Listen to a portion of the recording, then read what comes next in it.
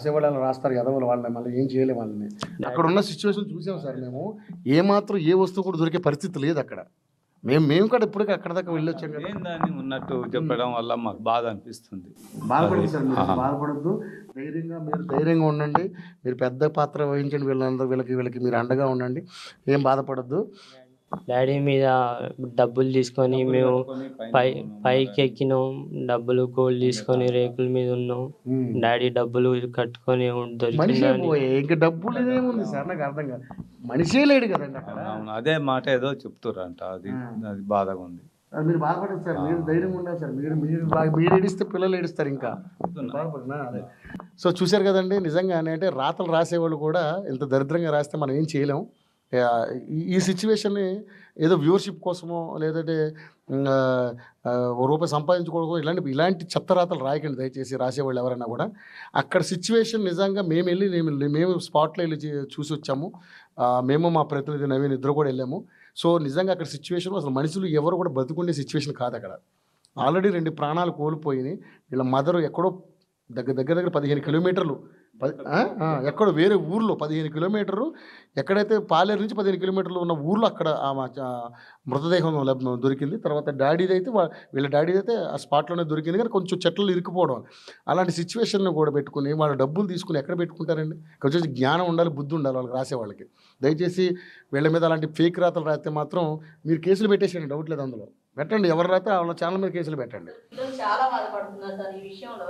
పిల్లలు ఎంత బాధపడుతున్నారంటే, ఇద్దరు పిల్లలు కూడా ప్రతిసారి ఎందుకు మా మీద అలాంటి రూమర్స్ స్ప్రెడ్ చేస్తున్నారు. ఇద్దరు పిల్లలు కూడా పిన్ని ఏంటి పిన్ని మేము 3 సెల్లులు తీసుకొని పైకి ఎక్కాము, మా ప్రాణాలు కాపాడుకునేందుకే మా అమ్మ మా నాన్న మీ ముగ్గురం ప్రాణాలు కాపాడుకునేందుకు ఎంతో ప్రయత్నం చేస్తే ఈ బంగారం డబ్బులు అంటున్నారు ఏంటి పిన్ని, అసలు ఎందుకు ఇలా రాస్తున్నారు, ఎందుకు ఇట్లా స్ప్రెడ్ చేస్తున్నారని పిల్లలు ఎంత ఏడుస్తున్నారంటే బంధువులు కూడా ఫోన్ చేసి ఇది నిజమేనా అని అడుగుతుంటే వాళ్ళ బాధ, కన్నీటి బాధ మేము తీర్చలేకపోతున్నాం. ఇప్పటికే వాళ్ళు కోల్పోయిన బాధను మేము ఇది ఉంటే ఇదేంటి సార్, ఈ బంగారం డబ్బులు వీటి కోసం ఎవరైనా ప్రాణాలు కాపాడుకునే టైంలో వీటిని ఎవరైనా చూస్తారా సార్, లెక్క చేస్తారా అసలు?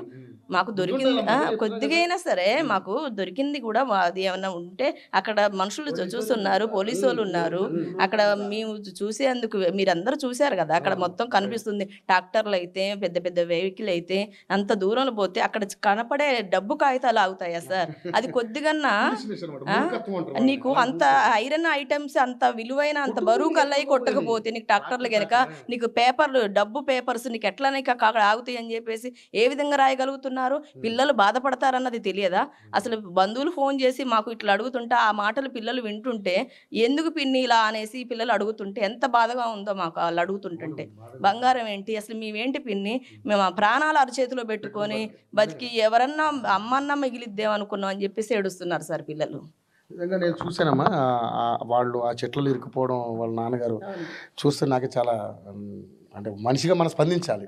కానీ ఎటువంటి సిచ్యువేషన్లో వీళ్ళ మాట్లాడితే ఇంకా వాళ్ళ బుద్ధికి వాళ్ళ దరిద్రానికి వదిలేయాలి మనం, అంతే. మీరు బాధపడకండి అమ్మా, మీరు పిన్ అవుతారు. అవును సార్, మా అక్కయ్య సార్ సైదాబి. ధైర్యంగా వాళ్ళకి పిల్లలు కొంచెం అండగా ఉండి చేయండి అమ్మా. ఇలాంటి ఫేక్ న్యూస్లు వచ్చినా పట్టించుకోకండి.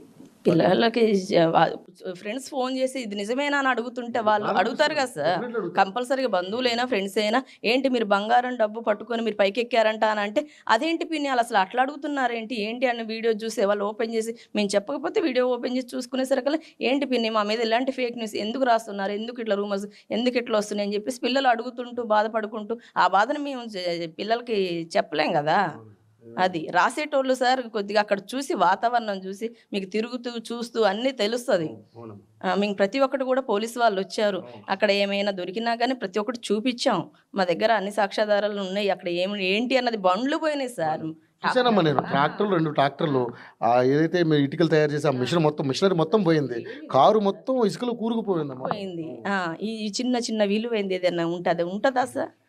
అంటే వాళ్ళు అవగాహన లేకుండా మాట్లాడతారమ్మా, దయచేసి మీరు. సార్ బంధువుల నుంచి ఫోన్ కాల్స్ వస్తుంటే పిల్లలు బాధపడుతుంటే వాళ్ళు ఓదార్చడానికి మేము కష్టపడాలి. ఏంటంటే చెప్పలేకపోతున్నాం.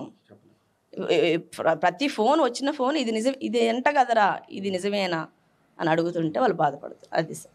ఏం లేదు, నేను కూడా వచ్చిన రిక్వెస్ట్ వాళ్ళకి ధైర్యంగా ఉండండి, మీరు పెద్దవాళ్ళు ఉండండి, గవర్నమెంట్ నుంచి ఏమి రావాలో అవి మనం పిల్లగాళ్ళకి ఉద్యోగం రావాలని చెప్పేసి అది ఒక్కటే సార్. మేము అక్కా బావ కోరిక కూడా ఇద్దరు పిల్లలకు కూడా మంచి ఉద్యోగాలు రావాలి, గవర్నమెంట్ ఉద్యోగాలు రావాలని చెప్పేసి వాళ్ళు కష్టంతో చదివించుకుంటూ వాళ్ళు ఎంత దూరం వచ్చారు. కానీ తీరా పిల్లలు చదువులు అయిపోయేటానికి వాళ్ళు ఇలా వెళ్ళిపోవాల్సి వచ్చింది.